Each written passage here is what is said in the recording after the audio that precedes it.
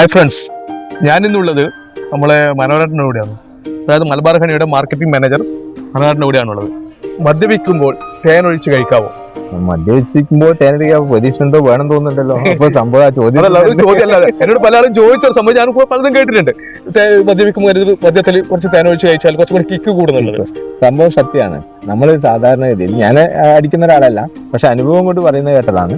അപ്പോൾ നമ്മൾ ഇത് വെള്ളം ചേർത്ത് കുറച്ച് തേൻ ചേർത്ത് കഴിഞ്ഞാൽ പെട്ടെന്ന് കിക്കാവും.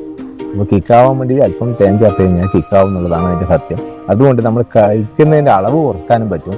നമ്മൾ പരസ്യമല്ല ചെയ്യുന്നത്, കഴിക്കുന്നതിന്റെ അളവ് കുറക്കാം. കാരണം കുറച്ച് കഴിച്ചാൽ തന്നെ നമുക്ക് കിക്കാവും. അതായത് 4 പേക്ക് അടിക്കുന്നവർക്ക് 2 ടീസ്പൂൺ തേനും. അതാണ് അതിന്റെ രീതി. അപ്പൊ അങ്ങനെ വരുമ്പോൾ നമുക്ക് അടിക്കുന്നതിന്റെ അളവ് കുറക്കുകയും ചെയ്യാം, കിക്കാവും ചെയ്യും. അതുകൊണ്ട് തേൻ ഉപയോഗിക്കുന്നത് ഏറ്റവും നല്ലതാണ്. ശരീരത്തിനുള്ള ദോഷവും കുറയും ചെയ്യും. കഴിക്കുന്നതിനുള്ള ദോഷവും കുറയും.